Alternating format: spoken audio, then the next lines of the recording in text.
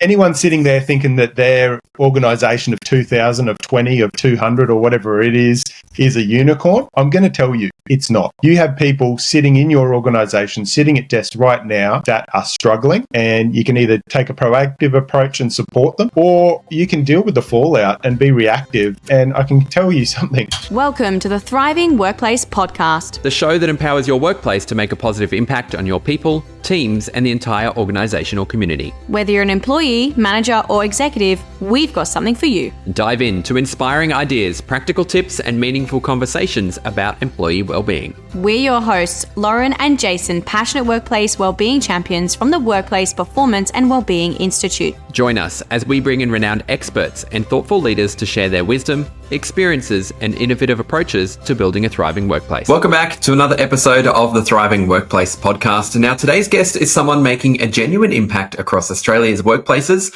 and communities through conversations that actually change lives. With a long-term career in real estate behind him, he brings a rare mix of lived experience, practical leadership, and real-world compassion into the mental health space.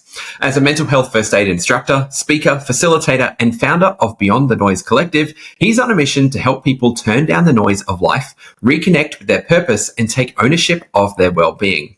Through his men's retreats, coaching programs, workplace training, and his own podcast, he's equipping leaders and everyday people with the confidence, skills, and language to support themselves and those around him. So for a second time round on the podcast, please welcome Steve Hodgson. Hello.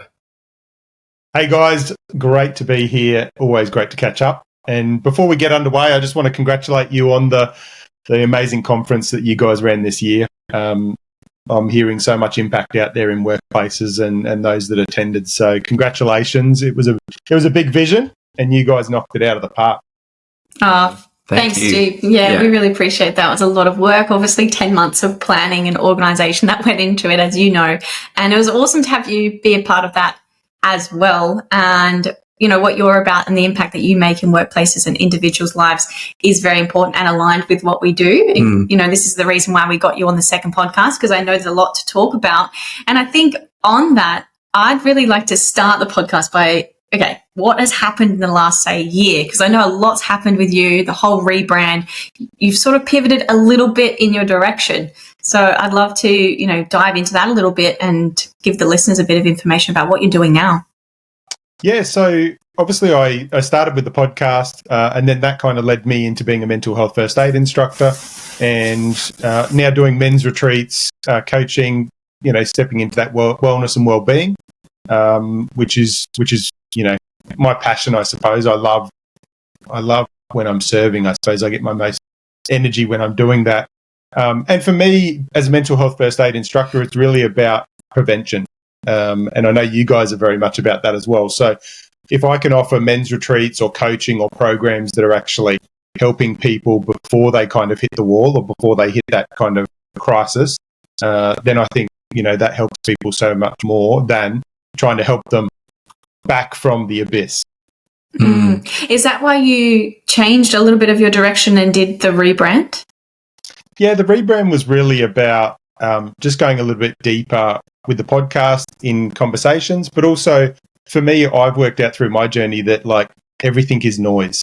You know, work is noise, family is noise, relationships is noise. Everything in life is noise, and it's how we kind of move beyond the noise where we actually grow and we learn so much about ourselves and others. I love that. So bring me up to speed, Steve, and perhaps all of our new listeners as well. Why did you dive? So coaching, you know, there's so many different avenues for coaching you could go down. You could go business coaching. You could go, you know, obviously you're going into men's coaching in so many different ways. Why mental health and why men's coaching in particular? I think from a mental health perspective, I think there needs to be more awareness out there. Awareness of, you know, that it is okay not to be okay. The awareness of the support. The awareness that if you're going through something, everyone goes through these things. Mental illnesses are common.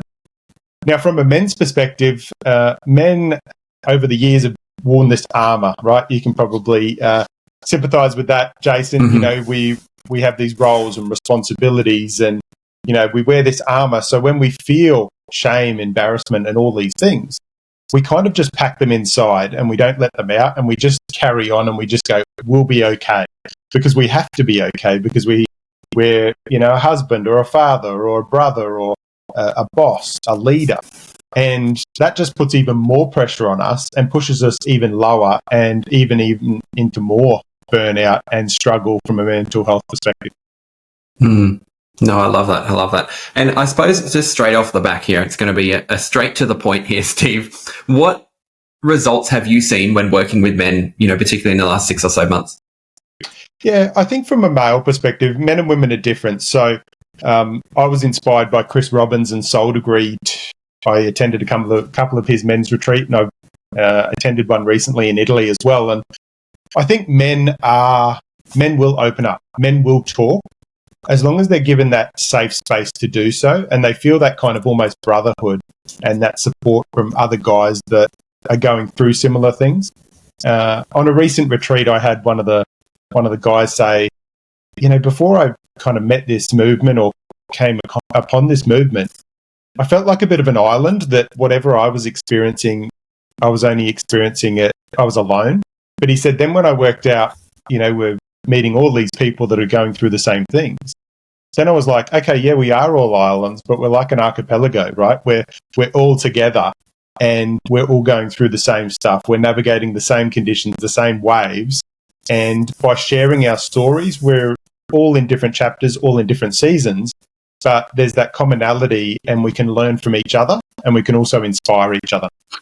I love that analogy as well. It's like, as men, and I'm going to say, you know, a blanket rule here, sorry to stereotype here, but, you know, sometimes we see just us on this one island, and we don't take the time to zoom out and go, actually, there's so many other people, or islands in this case, around me who can support me. I really love that. That's awesome. Yeah, I'm curious though. Yeah, I guess I'm the only woman in this podcast interview. So you're outnumbered. I am, which makes a change. It doesn't normally happen. But I'm curious because I feel like maybe some of the listeners will resonate with what I'm about to ask.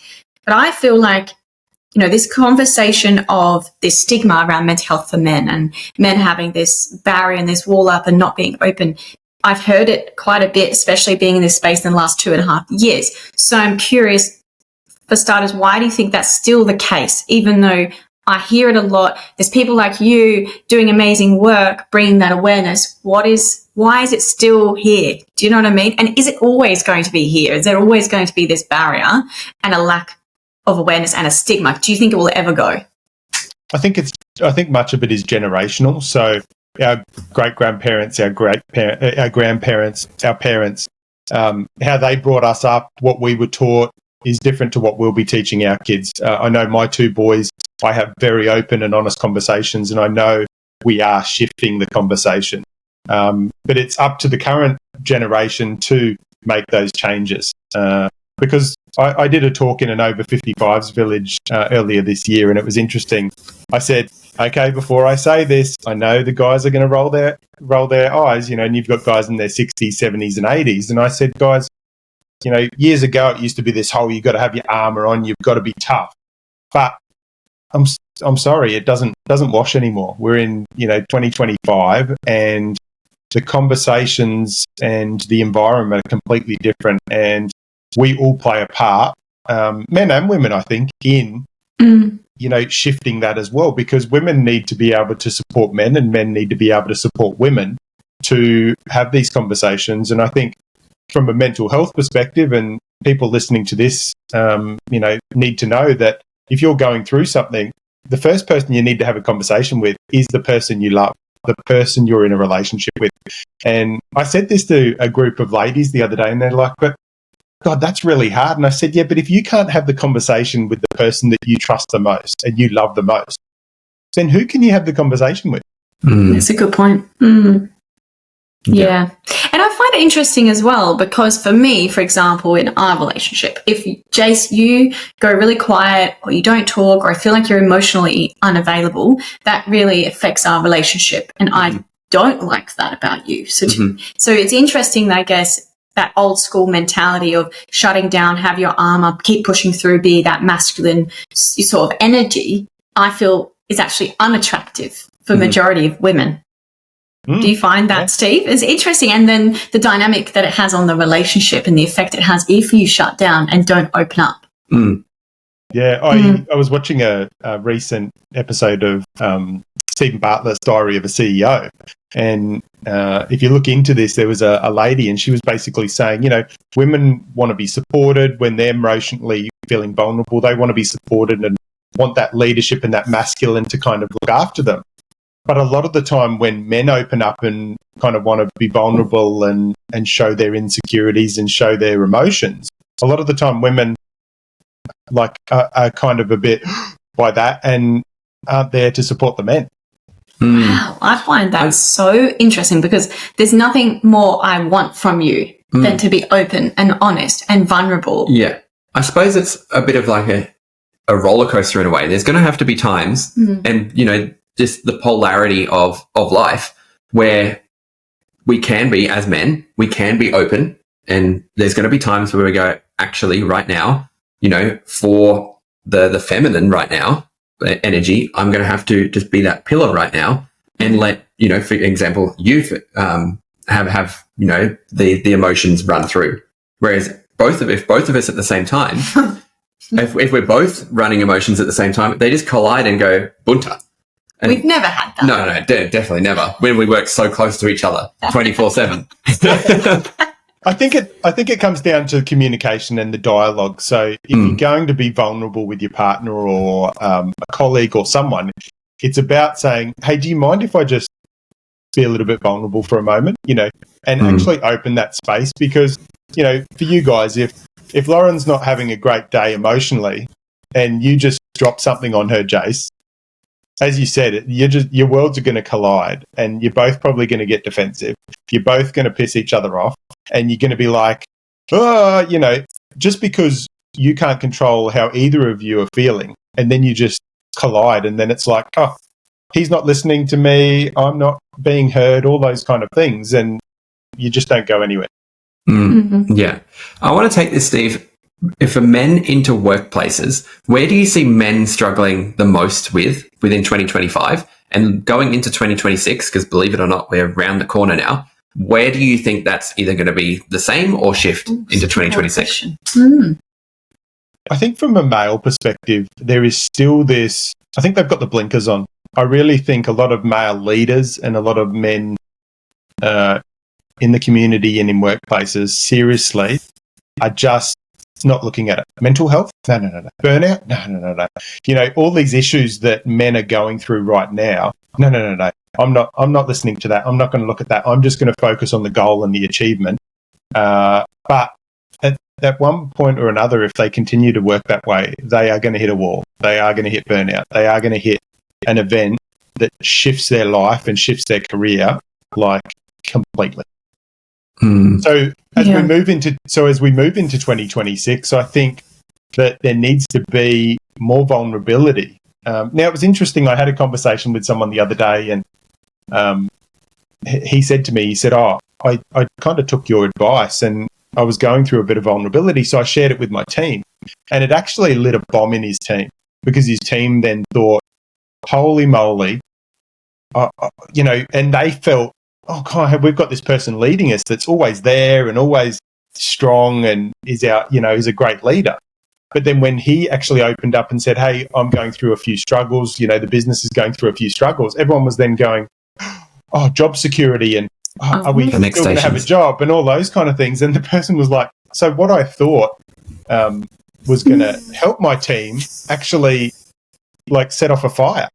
Okay, this is a really interesting conversation, because I'm reading the Leaders Eat Last by Simon Sinek at the moment, and he talks a lot about the circle of safety and how you need to create that within your workplace. And he was saying, see if I can get it right, he was saying that you need to create this circle of safety within your organization, because there's a lot of threats and, in quotation, predators outside, that you don't want to have to think about predators and threats inside. But he was saying if one person feels threatened, then it's going to spread like wildfire around everyone. So you just need one person to go, I'm now feel threatened and unsafe and start to say things like what you just said about job safety and security, and then everyone else starts to panic. It's like the one of the gazelle, and they think a lion's coming, and then they start to run off. Everyone else starts to follow. Yeah, but at the same time, a strong culture then is if one person is sharing that vulnerability, that circle of safety goes, oh, okay, I'm going to shift our circle to the left a bit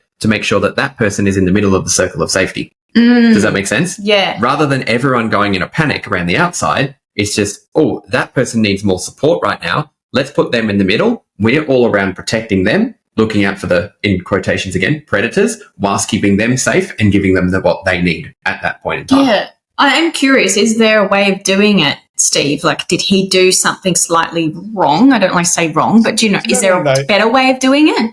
I think through the conversation that I had with him, and we're kind of pulling it apart, I said, so talk to me about, who kind of stressed out and who kind of set off the fires. And what it came down to was actually a couple of the new people that had come on recently that had kind of started the fires. And I said, okay, so what have you learnt here? And I think what was learnt was that you actually need, so say this guy's name's Matt, right? But who's on Team Matt?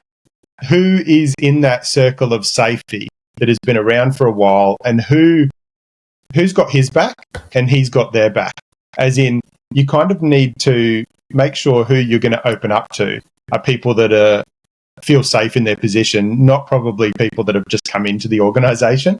So, for leaders, it's probably a board or a committee or whatever it is, and sharing that, but making sure that that the people you're sharing it with are on your team. Yeah. I love that. That's a really good point. Yeah.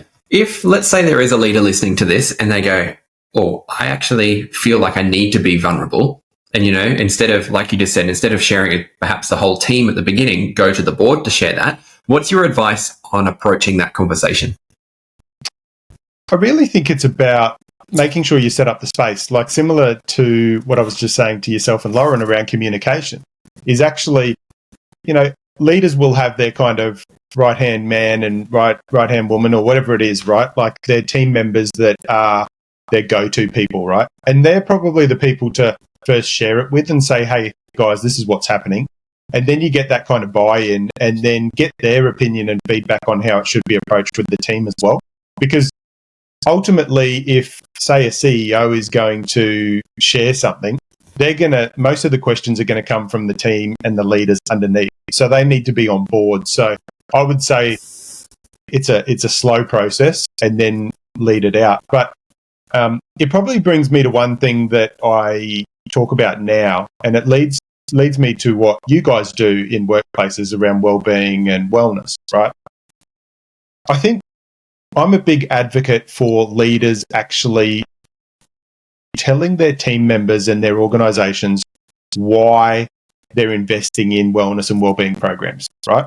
So rather than a boss, and I've seen this in a lot of organisations where a boss will go, oh, okay, we're going to bring Jason and Lauren in. Jason and Lauren, you formulate, a session for our team and work with our team. I've got work to do. I'm just going to go and sit in my office, right? And you go, hang on, this doesn't work. This doesn't work. You need to be in this as well. And I think if they, if a CEO stood up in front of everyone and said, guys, we're bringing Jason and Lauren in to improve our workplace wellbeing over the next 12 months, and I want to share why. I've been in the industry 3 decades. I've been through this. I've been through that. I've been through burnout. I've been through depression. I've been through anxiety, and actually share that story and say, I want us to have a culture together that we all feel supported, that we all are able to thrive. And if one of us is not feeling great, there's someone there to pick us up and vice versa when that time comes. And I think by sharing the why behind it, rather than just putting the fruit bowl or the free yoga on or whatever it is, actually sharing why they're doing that. And I think another thing as well, I had someone say to me recently, I was talking about mental health in their organisation, and it was quite a large organisation, and someone said to me, we've just got to work out. I said, let's put in some programs. And they said, we just got to work out how to make mental health profitable. And I just went, huh? I said, mental health is never going to be profitable. Like, it's never going to show on the P&L. Like, you're not going to be able to make money out of it. But it is going to increase retention. It is going to increase loyalty. It is going to increase productivity. But you've kind of got to do these things to get that. You're not going to see something straight away. It's not going to give you a return on the investment straight away. It's a slow burn. Yeah, 100% for long-term strategy. That is the thing that sometimes I guess we struggle with when we're having these initial conversations with certain organizations. If they don't quite understand the benefits behind it and they're very driven by results and bottom line, which I understand is a very important part of business and organizations, because you can't see the change straight away, and it does take time, and it takes a lot of accountability and tweaking things and pivoting if we need to. What is something that you say then when you're talking to organizations about going in and doing mental health first aid or, running a workshop for them to help them understand? Well, I think it's to a certain point, since 2023, they've got an obligation, right? Under the psychosocial laws now. It's not a, we might put it in place. Like you have to. I did a post recently around, the effects or the impact of penalties on organisations that don't support psychosocial. And mental health first aid goes, it plays a part in that. But there's so many other things, the stuff that you guys do and the different kind of audits and everything like that. All those kind of things are helping people in their workplaces and to provide a better culture and provide better wellness and well-being. But at the end of the day, they have to. There's still so many organisations though that are seriously just in the dark, and what it's going to take if for organisations that don't implement you and Jace or similar organisations or mental health first aid or make these shifts and changes is that there's going to be some big court cases and there's going to be some big penalties handed out, and then everyone else is going to scurry around going, oh, we've got to do stuff. Do it before the shit hits the fan. Do it now. Be proactive rather than reactive. I'm sick of sitting in instructing a mental health first aid course or talking to an organisation that says, hey, we've got to get people trained up because they've just lost someone in their organisation or they've had a crisis happen. Don't be reactive. Be proactive and take those steps. For any leader or anyone listening right now that says, oh, that's not my organisation. No, it's not. I can tell you 1 in 5 people in this 12 months, 1 in 5 every year suffers from a mental illness, right? 1 in 2 don't seek help. Yeah, wow. Right? So anyone sitting there thinking that their organisation of 2,000, of 20, of 200 or whatever it is a unicorn, I'm going to tell you it's not. You have people sitting in your organisation, sitting at desks right now that are struggling, and you can either take a proactive approach and support them and put in the tools and the strategies and help your organisation build a better culture, or you can deal with the fallout and be reactive. And I can tell you something, the proactive way is far better than being reactive, because when you're reactive, you're trying to put out a fire with a garden hose. Yeah, no, I love it. And I love then, Steve, your passion that just flew through you. It's like you just took another step, absolutely loved it. And it's just, no, this is now serious. It's 2025, 2026 now. When's going to be the point that we go, okay, this is now every workplace should, to work here, you must do a mental health first aid course, for example. We do it for physical first aid courses. As a previous teacher, if I wanted to teach, I had to have a first aid certificate, a physical first aid certificate. There was no mention of a mental first aid certificate. When it comes to the point where we go, actually, now is the time where we need both the physical and the mental. And question for you, Steve, do you think that will ever happen? I think it needs to be, mental health first aid has to be like physical first aid. And I'll share why. Because with physical first aid, and I've probably been trained and accredited in physical first aid for a good 20 odd years now, right? But I can tell you, touch wood, and I'm touching wood, I haven't used it, right? I haven't used it to this day, right? But when you're a mental health first aider, there is conversations you need to have in your workplace, in your community, in your family, each and every day. So I don't know why it isn't, law or an obligation. But, just because it isn't an obligation doesn't mean those listening should be sitting there going, oh, well, we don't need to do it, right? Be the change leaders, maker. be the people there, be the change maker, be the people that lead the way. And I think it's going to take, and I know there's some organizations that I know that do things really, really well. They've got transformational coaches, and they've got wellness and well-being. And I know you guys, deal with a number of companies that are doing some really, really great things.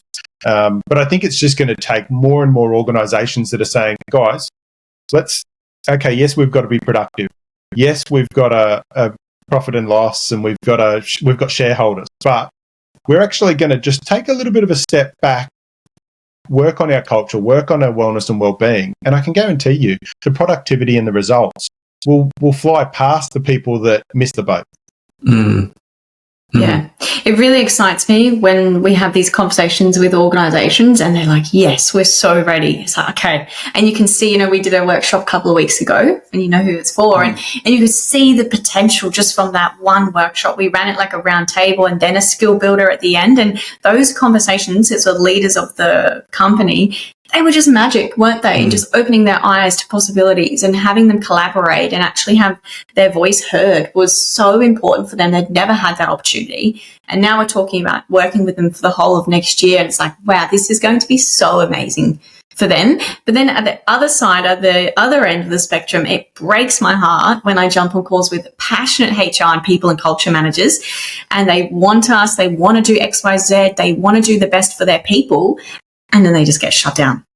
It just breaks me. It's so sad. And unfortunately, the percentage is so much bigger on the people, the HR managers that can't get it across the line, unfortunately. Yeah, because the HR managers are, it's their directive is, okay, you're HR manager, but we need more sales and leadership training, and, how do we make the business more productive? Rather than, like I see so many people that say, oh, yeah, we're going to do some sales training. We're going to spend money on leadership training. We're going to do all these things. Then we'll think about mental health first aid training. Now, if you want to bring a team together and you want them to feel far more supported, mental health first aid training should be at the start, because it actually gets people sitting in a room talking about certain things. And I sat in as an instructor.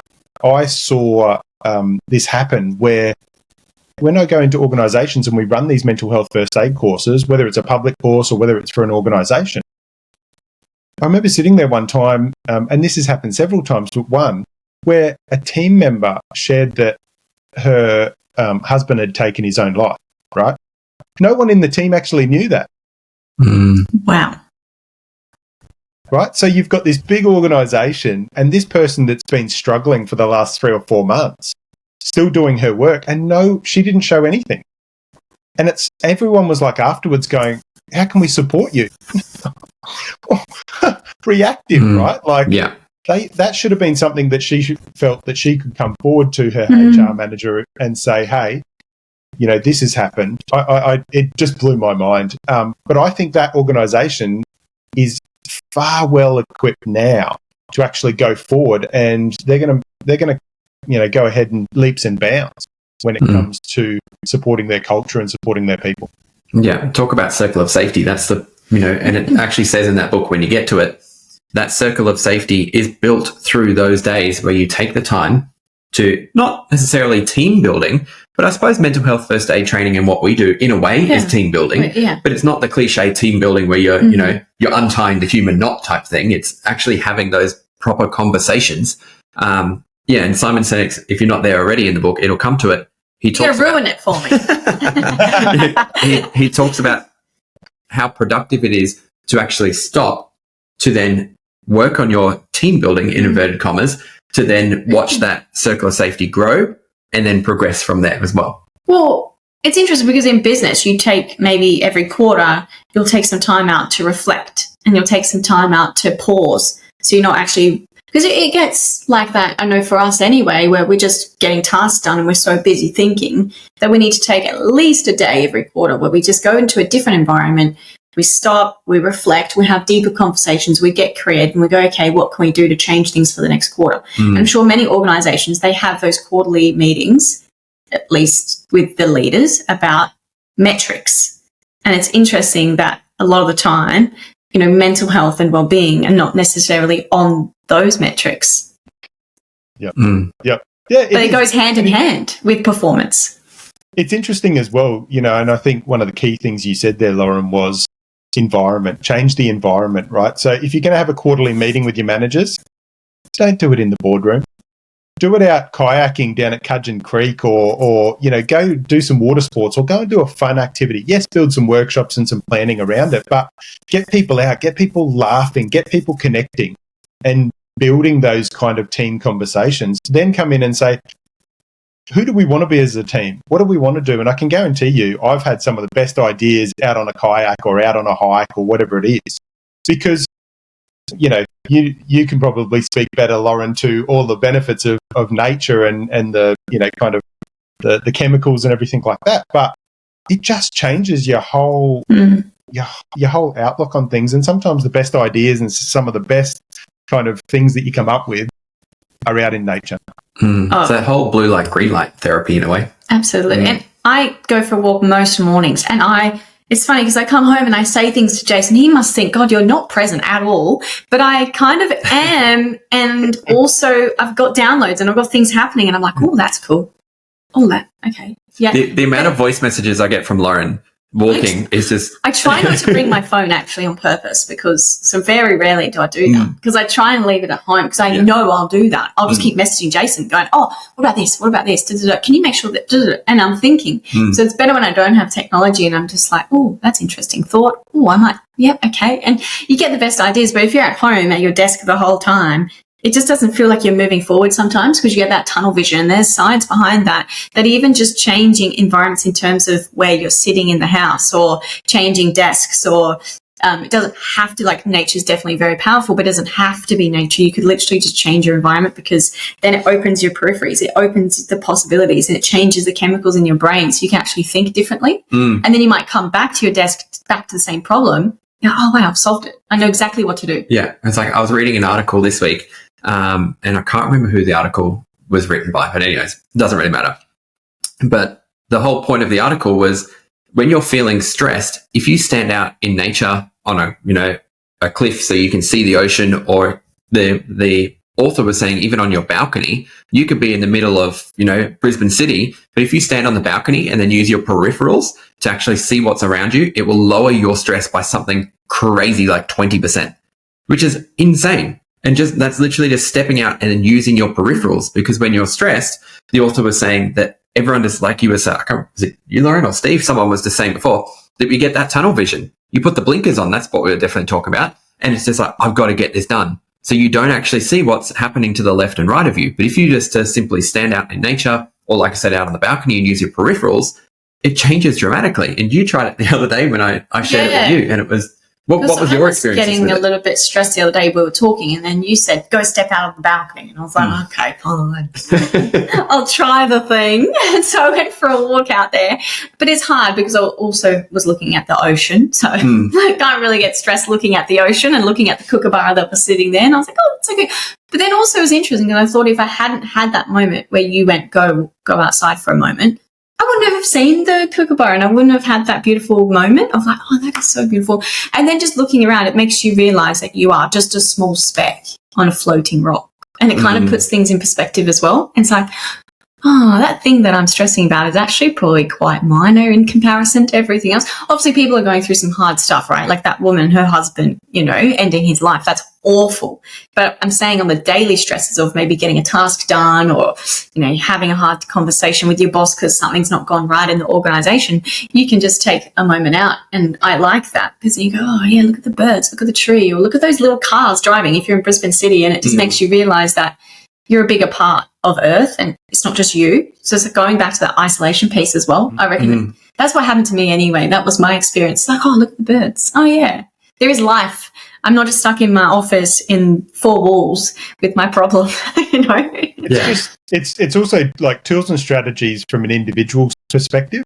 So us as individuals have a responsibility and accountability to ourselves to exercise, to get good sleep, to do all these things so that when we show up at work, we can then give our best selves, right? So workplaces and leaders haven't got the full responsibility of wellness and well-being, right? There's an accountability on the team member. But when workplaces actually put some things in, so I'll give you an example. Summit Bureau in Ipswich, so Summit Bureau Group, they actually, on a Wednesday, have a Walk It Out Wednesday where everyone tools down and at lunchtime they go for a walk just around the block, right? Conversation, chats, and it just something very simple, but just gets people out for a bit of a period of time. And as a group, they leave the office. It's not like, a couple of people go out. It's like, right, Walk It Out Wednesday, let's go. I love it. Like Ryan Tuckwood's Swish office as well. The same thing happens down there. And they don't necessarily go out together. Some weeks they do, or some days they do, but Ryan always encourages them on a lunchtime to go out. So Lorna, I can't remember what her title is now. She's chopped and changed in that organisation a few times. But what she does every day is she goes out for a run on her lunch break. Because she's trying to achieve a goal, so it's that personal thing, but she also does it to clear her head from whatever's happened in the morning to then show up for their clients in the afternoon and to show up for herself in the afternoon when she gets home as well. So I really love that, just, again, changing the environment. Sparked an idea, and I don't know whether to put it out on the podcast. Put it up. Go on. Maybe. It's breaking news. Yeah. 100%. There's a new program about to drop. You ready? No. It's called Walking. Okay, so back to that question of whether I enjoy working with my partner. No, I was thinking literally about our conference. Obviously, we're planning stages for 2026 conference. And I was thinking, okay, so we're planning on having 300 people at the next one across 2 days. And I'm thinking, how could we curate something where we maybe get them out of the room? We can incorporate, it's hard, it's in the middle of Brisbane as well. Mm-hmm. So it's not going to be an abundance of nature. It's probably going to be an abundance of concrete, but could do something, right? Like, how can we get them up perhaps walking and moving? Perhaps it's, just outside of the conference space and perhaps into a different space. I got a few ideas. I'll chat to you after. I would really like to think about that. And I think one of the things is we know a lot of the tools and strategies, so it's about having great content and having great exhibitors there, but also maybe having some short integration sessions around meditation, wellness, those kind of things that are just some simple things that can change people's mindsets and change how they feel in the workplace so that they can go in and take 5 or 10 minutes meditating or some breath work or those kind of things to actually help them. So that might be something exciting. Or brainstorm. Definitely got some ideas. And many ideas. There's definitely some people out in our network who I know I could tap into and see what they can bring in. That's the thing. Sure. Like we only did 1 day this year, now we're doing 2, and I'm still thinking it's not enough because there's so much we want to do. Maybe we need to do retreats like Steve does. Yeah. 300 people. How do you feel about that? 300 people on a retreat. Wow. We need a massive space. We need a whole country. Yeah. I think there's definitely some scope there for you guys to run some leadership, wellness and wellbeing retreats, and then kind of have some facilitators, come in and deliver some meditation, deliver some breath work and those kind of sessions as well to help leaders so then they can help their teams. Well, segues nicely into what I'm about to talk about, but on that is one of our visions, is to hold retreats for an organisation. So say they hire us and we do the whole retreat for their leadership team or their team or whatever they want, because that's been on my vision board for ages since being a yoga and meditation teacher. I thought, okay, I want to run retreats, I want to do them overseas. And then moving more into the organisational workplace space, it's like, how could we do that for a whole team and carry that transformation over a few days? It would just be so magical. And on that, talking about our vision, I'd like to know, Steve, what is your vision moving into, say, 2026 and maybe even 2027? Probably my vision really is around mental health first aid, continuing the courses and building more corporate relationships to bring more awareness and more impact to workplaces and communities.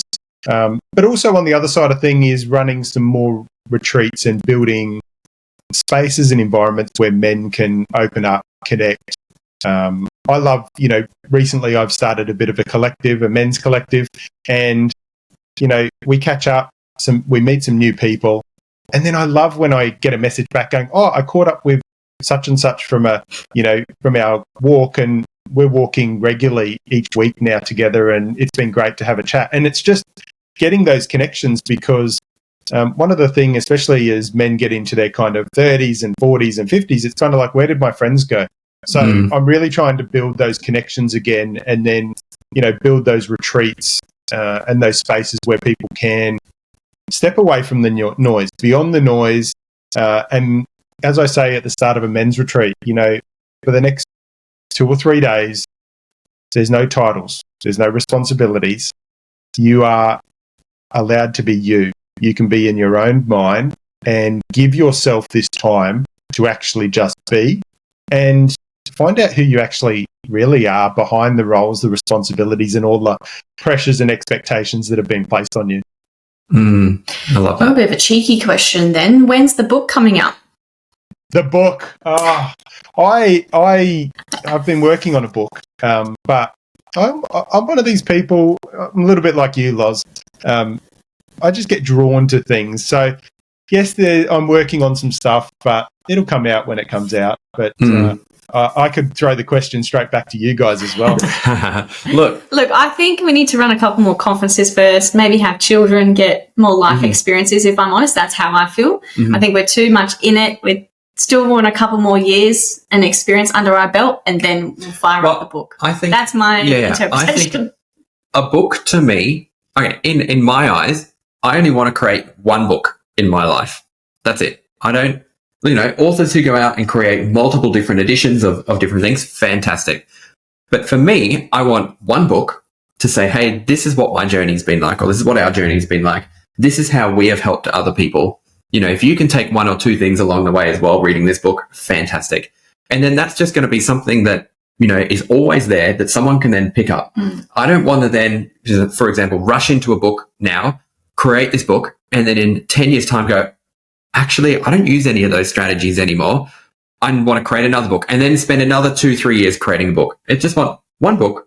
Not to say that it's going to be, I'm not waiting for something to be perfect, because nothing is ever perfect, but just the fact that, hey, this is what it is, and here's a range of strategies that you can use to help you, your workplace, your family, your relationships, whatever. That's the book. We've definitely spoken about it, but I just think, timing for us. Yeah. We're busy with the conferences. I could see a book. You guys co-author a book around working with, say, the stories of 10 businesses, and this might be in a few years.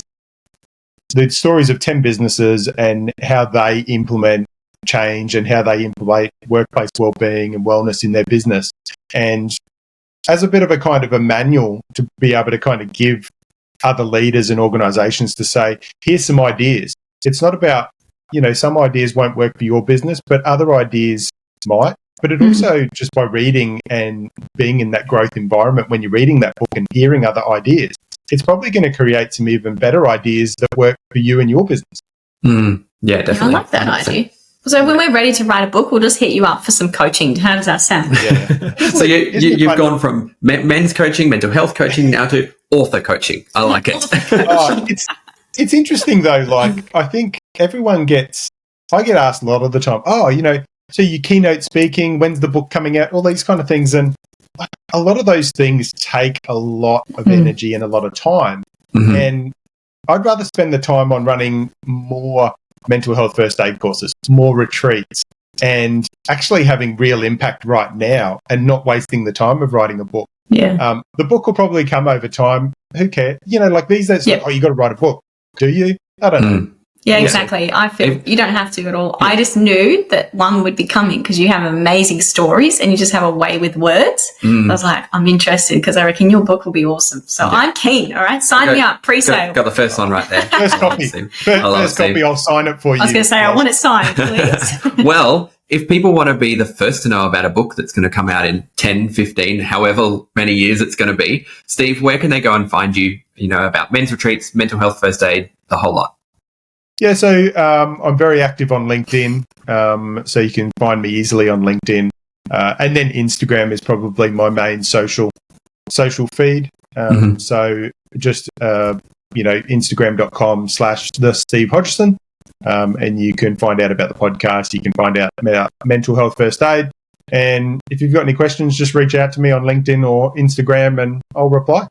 Amazing. Yeah, awesome. So good to have you on here as always, Steve. Again, I know. It's so easy to talk to you, and I feel like, we resonate so much with what you say. 100%. And it's been great to watch your journey too and what you're doing now in the men's space. I want you to go to a retreat. I reckon. Yeah, 100%. I could see you. Yeah. You'd love it. Mm-hmm. You would. No, definitely. You come back and you won't want to do anything anymore. No problem. Like, I'm just going for another hike. Yeah. Yeah. Jace, I've got the one for you. Next October, you're going to come to Italy, and we're going to do the men's retreat over that. Done. Okay, hang on. So no men's retreat. Sorry. On that note, Steve, podcast. How great! Thanks for having me. I feel like it's a bit sexist. No. Because Loz, at the same time, I've got some great retreat leaders, female retreat leaders, that are going to be running some great conferences post Synergy in that's Croatia, but I'm running one in Italy. In a 14th century monastery that I just attended with Chris Robbins and the Soul Degree crew. So that's going to be exciting at the start of October next year. Yeah, that's great. Really... Definitely send me the details for that one for sure. All right. 100%. Well, we'd love to have you there. Yeah. We've got one more question for you, which I know we asked you last time, and I can't remember what you say. So let's hopefully say something different this time. We'll have to compare. But if you had 30 to 60 seconds of advice to give our listeners right now, can be on anything, what would that advice be? I think for your listeners, it's really about what can you do? What's one thing you can do today that's going to shift your organisation, but also what's going to shift things personally for you and your wellness and well-being. If you're not feeling right, go to the GP. If you're not feeling right, listen to your body. Like, we know our bodies better than anyone else. Trust yourself and reach out for help. So, there's lots of supports and services if you're going through some mental health challenges. Reach out to them. There's no shame. There's no embarrassment. Put your hand up and say, I'm not okay. I need help. And the same thing is, just check in with one person today. Whether it's a colleague, a friend, a family member, just check in with them and go, how are you doing? I had a guy say to me yesterday at the gym, he said, oh, Steve, how are you going? I said, yeah, good. As we always say that. And then he goes, no, how are you going?